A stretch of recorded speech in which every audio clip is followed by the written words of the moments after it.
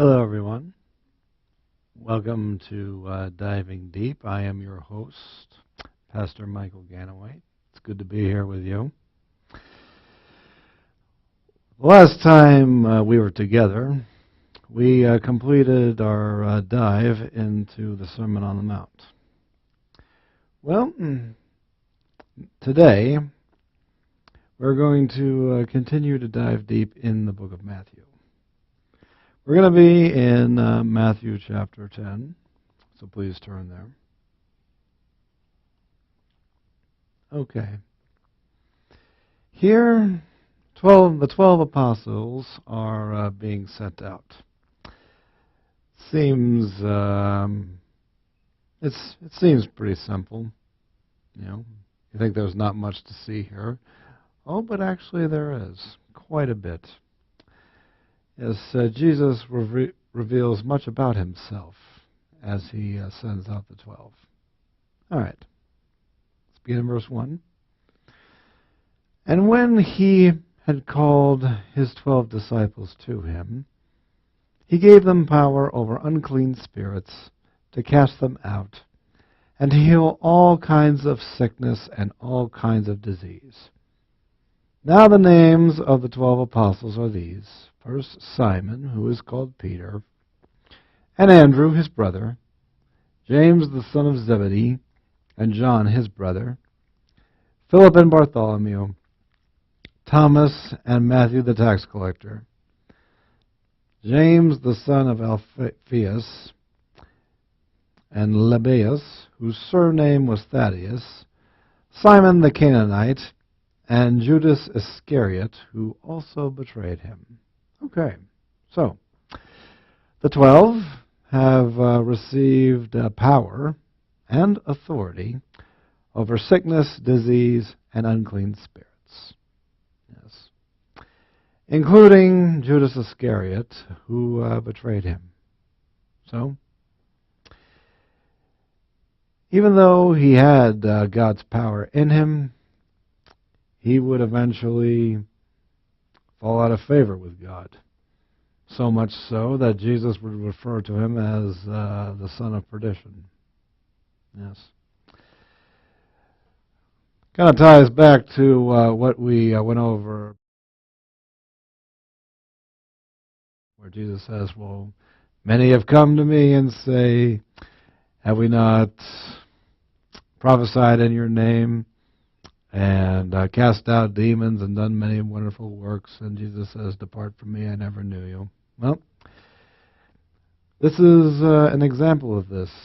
Having supernatural power, even from God, does not make you right with him. And no matter what kind of works you do, even if they're supernatural, that doesn't make you right with him. You need the righteousness of Jesus to truly be right with the Father. Okay. Continuing on. Verse 5. These 12 Jesus sent out and commanded them, saying, do not go into the way of the Gentiles, and do not enter a city of the Samaritans, but go rather to the lost sheep of the house of Israel. So, he is saying Israel comes first, because after all, he is Israel's Messiah. It was prophesied about through the prophets of Israel. Now that doesn't mean that Jesus is rejecting the Gentiles or the Samaritans. Certainly not. After all, Jesus went into the land of Samaria once, a land that Jews for the most part avoided because they didn't want to encounter the Samaritans. But Jesus did, and he met with the Samaritan woman, and he revealed who he was to her. So again, it's not that the Samaritans and the Gentiles are being ignored. They will be addressed at some point. But right now, Israel gets the attention. Okay. Verse 7. As you go, preach, saying, The kingdom of heaven is at hand. The kingdom of heaven is at hand. Does that sound familiar? It should, because this is the very same thing that John the Baptist preached when he came out of the desert. Let's turn back a few pages to Matthew chapter 3. Let's look at this. Matthew chapter 3, starting in verse 1. In those days John the Baptist came preaching in the wilderness and saying, Repent, for the kingdom of heaven is at hand. And what was John's purpose? Well, it was to prepare the way for the Messiah. Well, that's what he was. Isaiah prophesied about him some 700 years before, about he was coming to prepare the way of the Lord. So we could assume here that that's what these 12 were being called to do. This was their mission, to continue to prepare the way of the Lord. You know, the arrival of the Messiah. Yes. Okay, in verse 7. Okay, kingdom of heaven is at hand. Verse 8. Heal the sick, cleanse the lepers, raise the dead, cast out demons. Freely you have received, freely give. Okay. Well, this, what better way to prepare the way, to prepare the arrival of the Messiah than operate in the power of God? Casting out demons and casting out sickness, cleansing the leper, raising the dead. Through signs and miracles, the people of Israel will know they are from God, and thus they should listen to them. Of course, not all of them will listen to them. In spite of miracles being performed in front of them, they won't listen. But that's that's something else entirely. We'll get to that in a bit. Jesus also says, freely you have received, freely give. So the power of God, really anything from God must be received. We have to choose to receive it. It's not forced upon us. We have to make a conscious effort to receive it. The forgiveness of God has to be received. And the thing is, in order to receive the forgiveness of God, you must first desire the forgiveness of God. And how does one desire the forgiveness of God? They have to come to a realization that they've done wrong. They realize they need forgiveness. There are people out there who will say, oh, I'm sorry I did this, in order to avoid consequences, but they're really not sorry at all for what they did. No. The way we know this is because they just go out and do the same thing again and again and again, no matter how many times they say they're sorry. Yeah. Yes. Forgiveness is received by truly repenting from the wicked ways. That's turning away from them. It's important to remember. Okay. Continuing on, verse 9. Provide neither gold, nor silver, nor copper in your money belts, nor bag for your journey, nor 2 tunics, nor sandals, nor staffs, for a worker is worthy of his food. Now, what are we to make of this? He's basically saying to them, take really nothing with you. Money, or extra clothing, or sandals, staffs. But then he says, for a worker is worthy of his food. Now, why would he say that? Well, I believe that the 12 are being taught to step out in faith and believe that their needs will be provided for.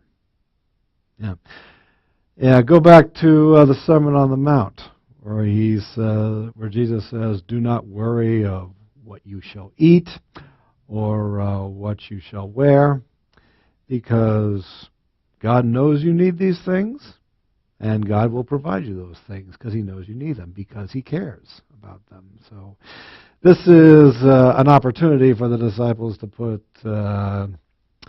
take Jesus' words and actually do them, by going out with nothing. And then it says, for a worker is worthy of his food. They should trust that because they're doing God's work, they will receive provisions. Okay, continuing on. Verse 11. Now, whatever city or town you enter, inquire who in it is worthy, and stay there till you go out.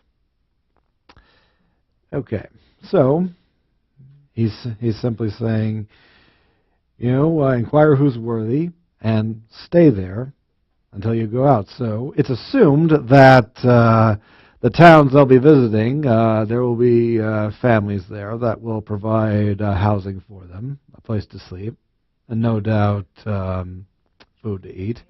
Yeah, go back to what he says about take nor gold nor silver with you. He's just saying you won't need to buy food. You don't need to rent a room for the night. It'll all be taken care of. Just trust. Okay. Now, inquire who is worthy. Who are the worthy folks here? I would assume that the worthy ones are the ones with the best reputations, the ones that are not involved in any evil dealings, because keep in mind these are representatives of God, and they have their own reputations to protect. Representatives of God shouldn't be receiving from those involved in evil things and evil practices. Now, you might be thinking, well, isn't that in contrast to Jesus spending time with the thieves and the prostitutes, and the Pharisees were calling him out on that? Well, there's a big difference. You see, Jesus, while he spent time with them, he never received anything from them.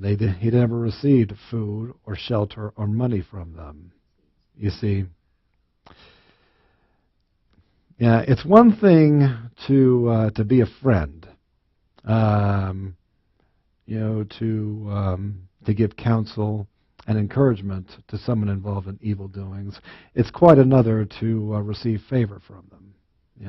So that's the difference. Okay. All right. Verse 12. And when you go into a household, greet it. If you go into a household, if the household is worthy, let your peace come upon it. So what he's saying is you speak a blessing into the house. And if this is a worthy household, a household that's ready to receive a blessing from God, may it say there, the peace of God. But then he says, but if it is not worthy, let your peace return to you. So let the blessing be removed from that house. But look closely at what it says. It says, let your peace return to you. Now, this reminds me of a story shared with me by healing evangelist Thomas Fisher.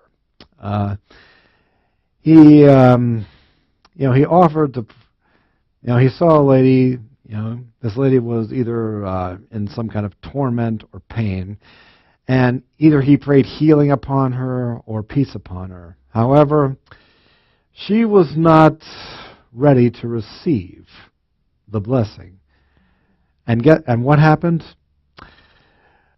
Thomas suddenly became flooded with the peace of God. In other words, the blessing he spoke came back to him, because he was worthy to receive it, but not her. Okay. So those were these words being play it out in reality. Yes. Okay. An example. Okay. Verse 14. And whoever will not receive you nor hear your words when you depart from that house, shake the dust from your feet. Okay. All right. Now, before we continue, I'd like to compare this with another passage where Jesus is not sending out 12, but he's sending out 70, and that's found in Luke. Luke chapter 10. Let's turn there.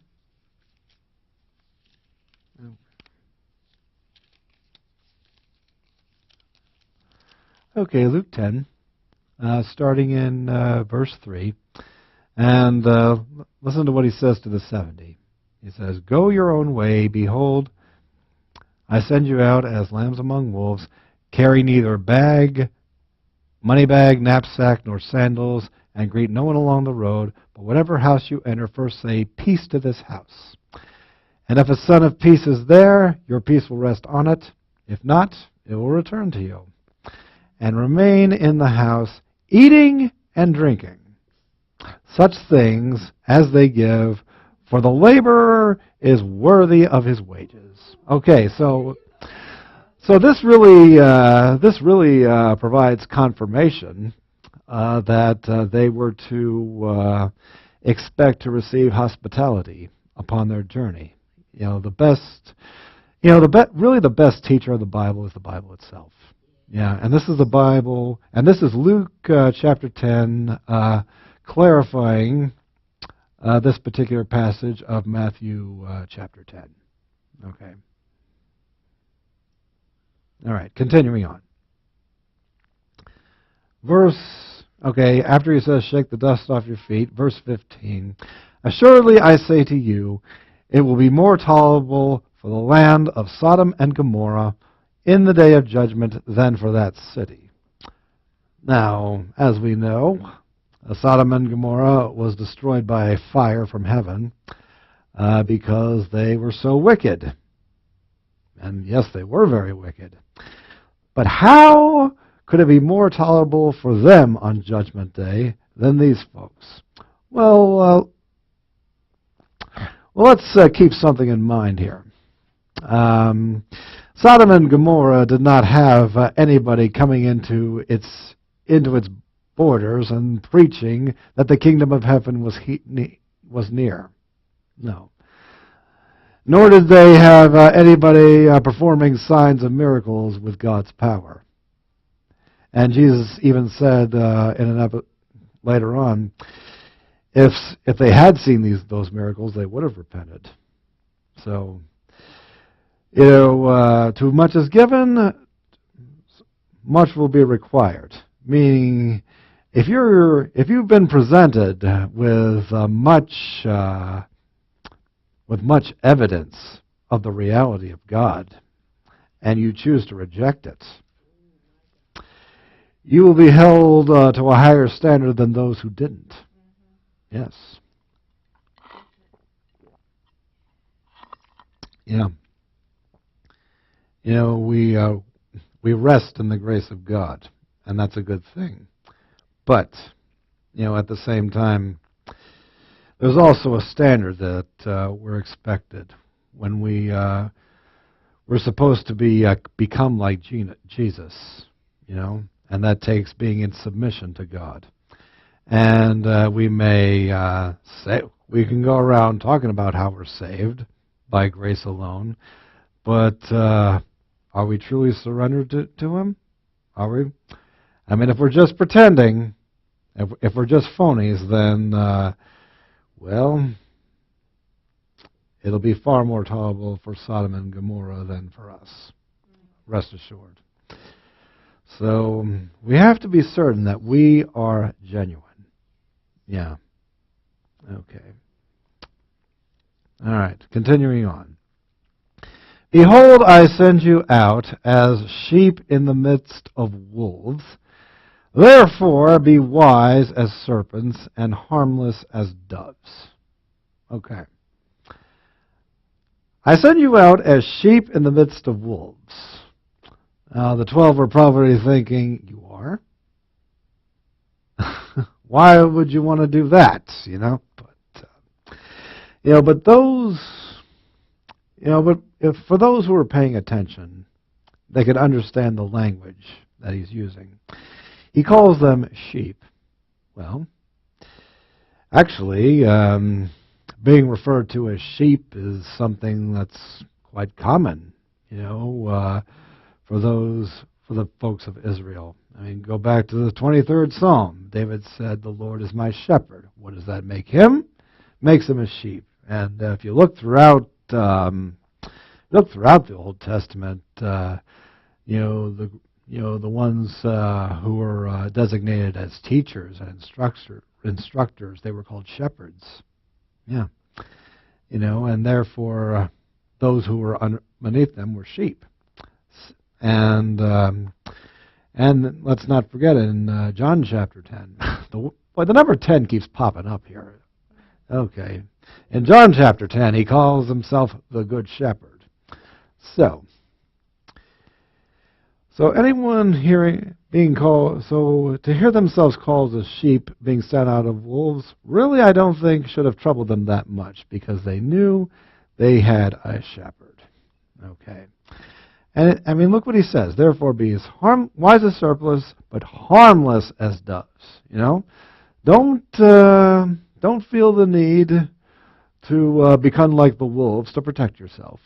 Be harmless like doves. Now, the word harmless, the actual translation, it means unmixed.